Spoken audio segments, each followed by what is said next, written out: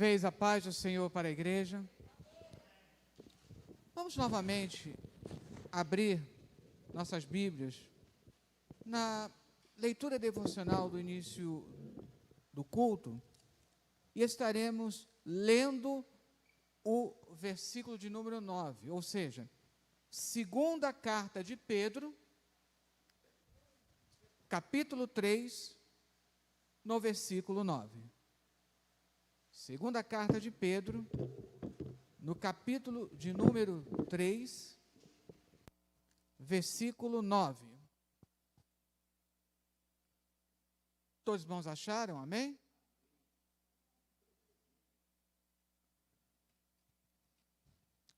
O Senhor não retarda a sua promessa, ainda que alguns a tenham por tardia, mas é longânimo para convosco, não querendo que alguns se percam, senão que todos venham a arrepender-se. Vamos repetir o início? O Senhor não retarda a sua promessa. Novamente.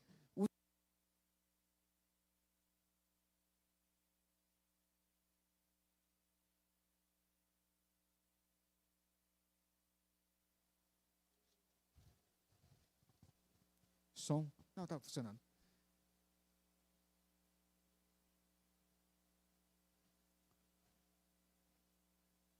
A segunda carta de Pedro, ela tem uma abordagem um pouquinho diferente daquela que encontramos na primeira carta. São duas cartas atribuídas ao apóstolo Pedro. A primeira carta, ela tem a preocupação de preparar os cristãos a viverem numa sociedade que promove uma perseguição moral. Ou seja, não é uma perseguição que leve ao martírio, à morte, mas que faz com que o cristão sofra em sociedade. E, consequentemente,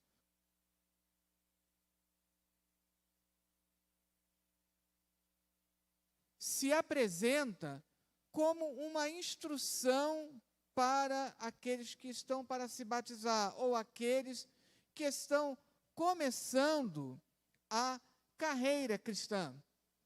Amém? Esse é o conteúdo da primeira carta de Pedro. A segunda carta de Pedro, ela já tem uma preocupação além, que mostra um passo além. Uma vez que nós iniciamos a nossa carreira cristã, ainda na primeira carta, lá no capítulo 2, lá no versículo 2, 1 Pedro 2:2, diz assim: desejai afetuosamente, como meninos novamente nascidos, o leite racional não falsificado, para que por ele vades crescendo. O que isso significa? Uma vez que nós nos convertemos, nós precisamos avançar na carreira cristã. E o que significa avançar na carreira cristã? Que nós não podemos todo o tempo agir como se fôssemos meninos espirituais. Precisamos crescer. E a única maneira de crescer é justamente aqui falando do leite racional, que está falando da alimentação pela palavra de Deus. Por isso a segunda carta, ela tem uma preocupação muito grande com os falsos ensinos. E, consequentemente, com falsos profetas, falsos mestres. Por isso, nós lemos aqui, no versículo 3, sabendo primeiro isto, que nos últimos dias virão escarnecedores, andando segundo as suas próprias concupiscências. Entretanto, no versículo anterior, pede para que nos lembremos das palavras que foram ditas pelos santos profetas e do mandamento do Senhor e Salvador mediante os vossos apóstolos. Mais ou menos aqui é como se estivesse falando do teor, santos profetas, falando do teor do Antigo Testamento e dos apóstolos que transmitiram o que nós lemos no Novo Testamento. Ou seja, uma vez que nós entregamos nossa vida a Cristo e que nós nos comprometemos a servir a Cristo, nós precisamos continuamente nos alimentar da palavra de Deus. Isso é novidade que estamos falando? Não. Só que existem lições que nós precisamos repetir sempre para que não venhamos a esquecer. Bom seria, esse é o sonho de todo professor, bom seria dar uma lição, ministrar uma lição, e os alunos não esquecerem mais. Mas o ser humano, ou ele esquece, ou ele é empedernido, ou seja, teimoso. O que diz aqui? Aqueles que andam segundo as suas próprias concupiscências. O que isso significa? Pessoas que desejam andar, as pessoas que almejam andar segundo os seus próprios desejos pecaminosos. Concupiscência é um desejo pecaminoso. Pessoas que preferem andar nos seus próprios desejos pecaminosos do que prestar atenção na palavra de Deus. Mas no capítulo anterior, já diz no início, e também houve entre o povo falsos profetas, como entre vós haverá também falsos doutores ou falsos mestres, que introduzirão encobertamente heresias de perdição e negarão o Senhor que os resgatou, trazendo sobre si mesmos repentina perdição. Falsos ensinos. Hoje, mais do que nunca, nós precisamos prestar atenção nessa questão dos falsos ensinos, falsos profetas. Hoje pela manhã, tivemos a oportunidade de falar na escola dominical sobre critério para a profecia. Porque hoje nós temos uma confusão muito grande acerca disso. Quando se fala de profecia, automaticamente todos nós pensamos o seguinte: o que vai acontecer no futuro? Associa a profecia com o anúncio do futuro. De fato, os profetas, eles conseguiram falar de muitas coisas que aconteceriam no futuro. Algumas já se concretizaram, outras ainda não. Mas o trabalho dos profetas, ou o trabalho primordial, não era anunciar o futuro. Ainda hoje existem pessoas que correm atrás de profecias, desculpe a expressão, como se fosse um horóscopo. O que vai acontecer comigo no futuro? A única preocupação seria essa. Isso, na verdade, essa preocupação primordial com o que vai acontecer no futuro é prognosticação. E o livro de Deuteronômio alerta sobre isso. Os profetas autênticos do Senhor anunciavam o futuro? Sim, mas qual era a primeira preocupação? Anunciar a palavra do Senhor. Os profetas eram porta-vozes de Deus, trazendo a palavra de Deus para o povo. Por isso, 2 critérios para identificar o autêntico profeta no Antigo Testamento. Primeiro, como a preocupação primordial era trazer a palavra do Senhor, acima de tudo, o teor da sua palavra tinha que estar de acordo com a palavra de Deus. Não poderia haver um profeta autêntico que dissesse: vamos atrás de outros deuses. Não poderia acontecer isso, porque haveria uma inconsistência com o que está escrito na própria Bíblia.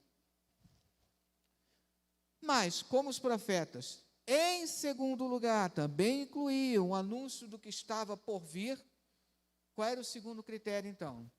Se ele anunciou alguma coisa que está por vir, basta esperar que isso ocorra.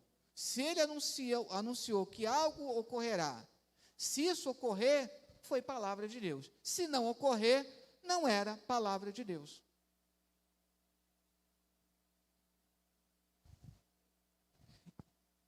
E por isso, dentro desse critério, nós temos que tomar muito cuidado hoje, porque nós temos um conhecimento que aparentemente é fácil, a um clique do nosso alcance. É bem verdade que a internet, ela trouxe muito conhecimento que antes não era acessível para nós. Quantas pessoas que podemos nos comunicar à distância? Se não fosse a internet, não teríamos como nos comunicar com essas pessoas. Notícias, às vezes até de um parente, que chegam automaticamente através da internet. Na época de carta, às vezes, uma notícia, na época do Brasil imperial, uma notícia de Portugal demorava meses para chegar aqui. Hoje não. Em questão de segundos, você sabe. Mas, em compensação, por ser um território livre, divulga-se muita coisa errada. E isso inclui falsas profecias, falsos ensinamentos. Por isso, mais do que nunca, nós precisamos averiguar origem. Se eu tenho um ensinamento que está sendo veiculado pela internet, amém. Mas que eu possa averiguar se está de acordo com a palavra de Deus. Para não embarcar em qualquer vento de doutrina. Essa é uma preocupação dessa segunda carta de Pedro. Jesus nos fez uma promessa. O Senhor não retarda a sua promessa. Agora é interessante que essa promessa é tão importante que no texto grego está assim: o Senhor não retarda a promessa, porque há uma promessa por excelência. E qual foi a promessa por excelência do Senhor Jesus? Não vos deixareis órfãos, voltarei para vós. Jesus prometeu voltar. Mas já nessa época, havia o quê? Escarnecedores. O que é um escarnecedor? É aquele que zomba. E no que eles zombavam? No versículo 4 está dizendo, isso já pouco tempo depois que Jesus ressuscitara e voltara para o Pai. O que diz aqui? Onde está a promessa da sua vinda? Porque desde que os pais dormiram, todas as coisas permanecem como desde o princípio da criação.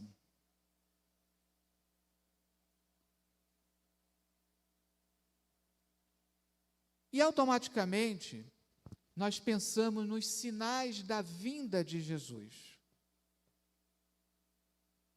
E existe uma compreensão muito errônea sobre os sinais da vinda de Jesus. Como se nós, para crermos na promessa da vinda de Jesus, dependêssemos dos sinais.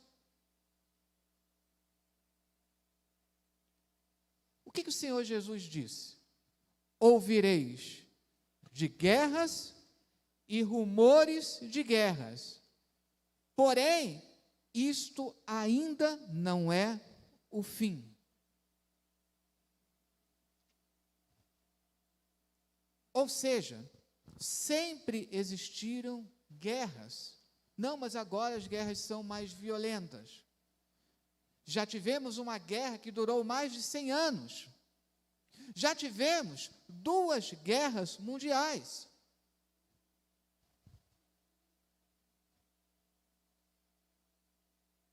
Ou seja, nossa fé na vinda de Jesus não tem que depender de sinais. Eu só vou crer se eu ver sinais.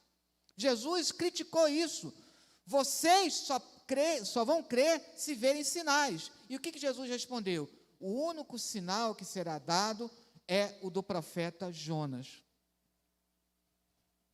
E qual era esse sinal? Assim como ele esteve 3 dias, 3 noites no ventre do grande peixe, assim o Filho do Homem esteve 3 dias, 3 noites na terra. Mas ele ressuscitou. Esse é o grande sinal que nos dá a esperança da sua vinda. Ele ressuscitou. Eu não tenho que depender de ver guerras, pestes.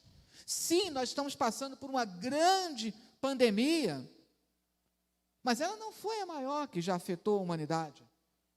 A peste negra, lá no século XIV, até hoje é considerada a pior. Dizem alguns historiadores que de 1/3 a metade da população conhecida da época foi dizimada pela peste negra. Sim, muitas pessoas, infelizmente, morreram por causa da Covid. Infelizmente, ainda muitas pessoas estão falecendo. Mas não foi a pior pandemia. Não foi a pior peste. Ou seja, não temos essa pandemia, Jesus está voltando.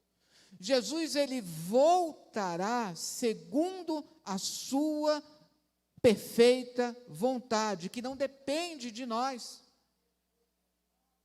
Não depende se eu creio ou não que Jesus voltará. Se eu não creio, eu vou ser prejudicado. Mas creia eu ou não, Jesus, ele voltará. Temos o hábito de dizer, Jesus está voltando, ele voltará. Ele pode voltar agora mesmo, durante esse culto. Ele pode voltar amanhã. Como pode voltar ainda daqui a alguns anos. Agora, lá no livro do Êxodo, um simbolismo muito importante. Como se celebrava, a recomendação de se celebrar a Páscoa do Senhor. Como nós sabemos, a Páscoa é a festa judaica que celebra a libertação da escravidão do Egito. Na primeira Páscoa, quando o povo saiu do Egito, Deus falou, vocês têm que estar preparados para sair. Portanto, vocês precisam estar com os sapatos nos pés e o cajado na mão. Precisam estar preparados. Por isso, eu sempre gosto de citar essa frase do Dwight Moody, quando perguntaram, o grande evangelista do século XIX, se você soubesse, perguntaram para ele, se você soubesse que Jesus voltaria hoje, o que você faria? E a resposta dele, continuaria fazendo o mesmo que eu tenho feito até agora. Eu não tenho que esperar Jesus para daqui a 2 minutos, daqui a 1 hora, amanhã, mês que vem, daqui a alguns anos. Eu preciso estar esperando Jesus agora. Preciso estar preparado agora, com os sapatos nos pés e o cajado na mão, podendo dizer, Senhor, eis-me aqui, o momento que o Senhor vier, eu estou preparado.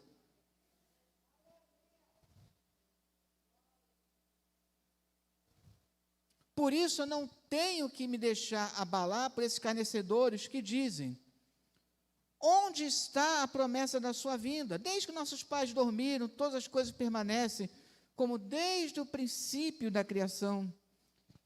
E aqui continua analisando, eles voluntariamente ignoram isso. Ou seja, na verdade, eles sabem, mas eles, de própria vontade, decidem ignorar isso. Que pela palavra de Deus, já desde a antiguidade existiram os céus e a terra, que foi tirada da água e no meio da água subsiste, pelas quais coisas pereceu o mundo de então, coberto com as águas do dilúvio. O dilúvio, para aqueles daquela época, veio de repente. Mas os céus e a terra que agora existem, pela mesma palavra se reservam como tesouro e se guardam para o fogo, até o dia do juízo e da perdição dos homens ímpios. Mas, amados, não ignoreis uma coisa. Um dia para o Senhor é como 1000 anos, e 1000 anos como um dia. Ou seja, se para nós parece que está demorando, para Deus não. Jesus, na sua primeira vinda, o que diz lá em Gálatas? Ele veio na plenitude dos tempos. O que significa isso? Ele não adiantou e nem retardou a sua primeira vinda. Portanto, a sua segunda vinda, igualmente, virá no momento correto. Não será adiantada, nem atrasada. Só que nós não sabemos. E olha que, depois de tanto tempo, ainda e muitas pessoas insistem em querer declarar qual é o ano, qual é o dia, qual é o horário que Jesus voltará. Já passaram de 2070, já não cansam de inventar datas. A palavra de Deus deixou bem clara, nem o Jesus encarnado, ele sabia. Agora, voltou junto ao Pai, com certeza sabe, mas em carne, ele não sabia. E muitos querem ser mais do que Jesus, saber o momento da vinda dele. Por que Jesus não quer que saibamos o dia da sua vinda? Numa das parábolas, Jesus explica, o meu Senhor tarda. Então começou a espancar, começou a beber, começou a fazer tudo. E de repente vem o Senhor, porque ele pensava que iria demorar. E aí Jesus termina essa parábola, que na verdade está inserida dentro do sermão, chamado sermão escatológico. Portanto, o que digo a vocês, digo a todos, vigiai. Vigiai. Eu preciso esperar Jesus agora e sempre. Mas eu li que os sinais estão... Eu não tenho que me guiar pelos sinais, eu tenho que entender isso. Eu preciso estar pronto agora, nesse exato momento. Como Dwight Moody disse, se me disserem que Jesus vem hoje, eu vou continuar fazendo o mesmo que eu tenho feito sempre.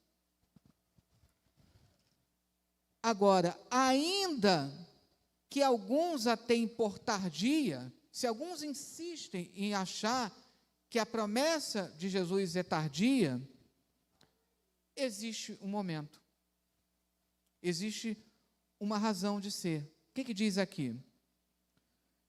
Que Jesus, ele é longânimo para convosco.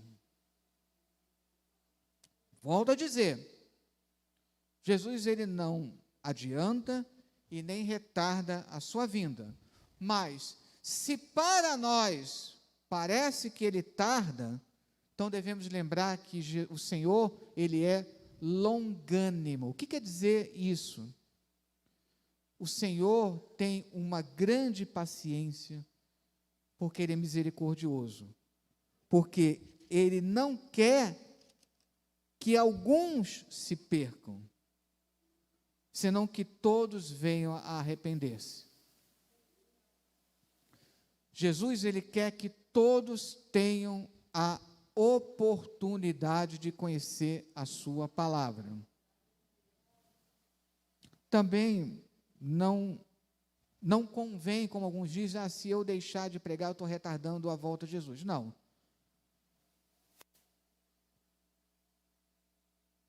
Eu costumo brincar dizendo, não se considere tão importante a ponto de achar que você vai retardar a volta de Jesus. Você apenas está deixando de cumprir um mandamento do Senhor, que é ide e pregai o evangelho a toda criatura. Mas é fato que Deus, ele quer dar oportunidade a todos. Todos.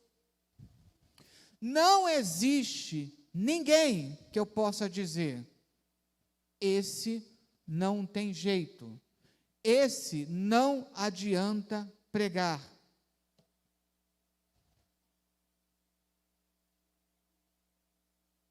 Todos têm a oportunidade. E o desejo de Deus é que todos se arrependam. Mas depende do quê? Justamente que as pessoas aceitem a mensagem do Evangelho. Nossa responsabilidade é pregar. Aceitar é com a pessoa. Porque a palavra de Deus é bem clara. Não é por força e nem por violência. E é o Espírito Santo quem convence do pecado, da justiça e do juízo. Não somos nós que convencemos. Mas no nosso afã, no nosso desejo, queremos convencer a pessoa. Por mais eloquente que você seja, por maior habilidade que você tenha na pregação, nunca devemos nos esquecer disso. Não é a nossa eloquência, não é a nossa grande capacidade de pregar a palavra de Deus que convencerá alguém. Até porque nós conhecemos muitas pessoas que conhecem a Bíblia muito mais do que nós, e nem assim são convencidos. Só quem convence é o Espírito Santo de Deus. Não queira tomar o lugar do Espírito Santo nessa proposta de convencer. E uma vez que aqui, para nós encerrarmos, uma vez que aqui diz que Deus não quer que alguns se percam, mas que todos venham a arrepender-se, uma outra coisa muito importante, falamos também hoje pela manhã, usando o exemplo de Lucas 9. Jesus, com seus discípulos, eles vão a uma aldeia de samaritanos, e esses não o recebem. Tiago e João ficaram indignados. Como assim não receberam o Senhor Jesus? Senhor Jesus, queres que peçamos para descer fogo dos céus, assim como Elias fez?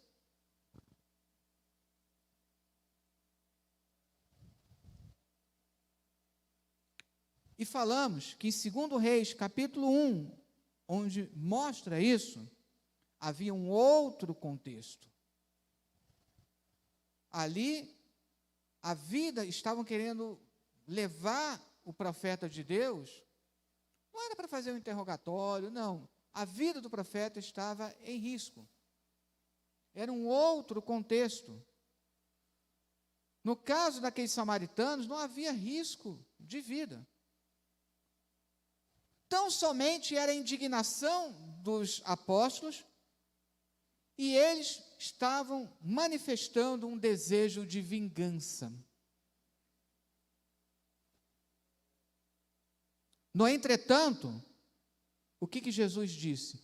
Bem-aventurados são os pacificadores, porque serão chamados filhos de Deus.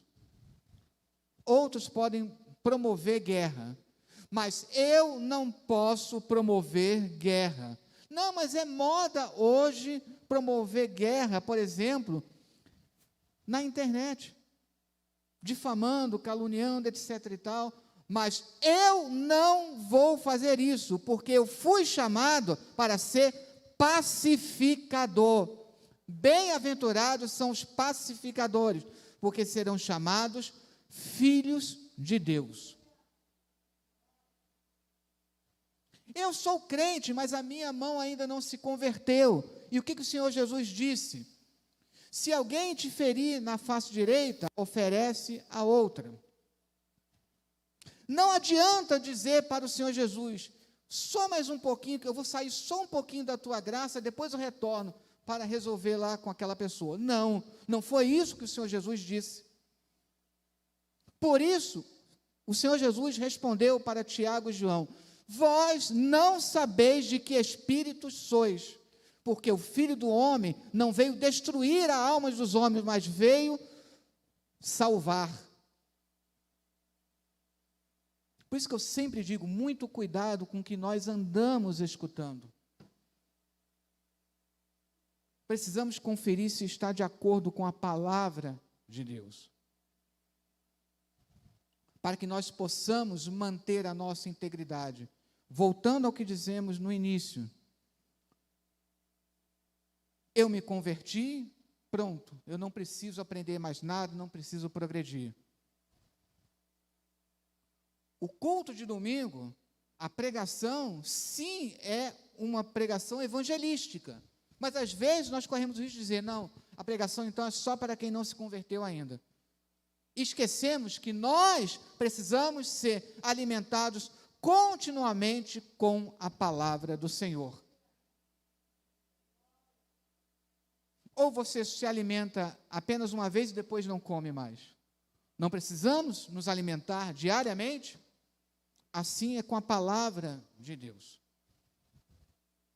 Por isso que a carta termina dizendo, antes crescei na graça e no conhecimento de nosso Senhor e Salvador Jesus Cristo. As duas coisas precisam caminhar. Crescer na graça, mas também no conhecimento. E para crescer no conhecimento, somente através da palavra do Senhor. Mantenhamos firme a esperança dessa promessa. Jesus, ele voltará. E eu preciso estar pronto agora, nesse exato momento. Amém?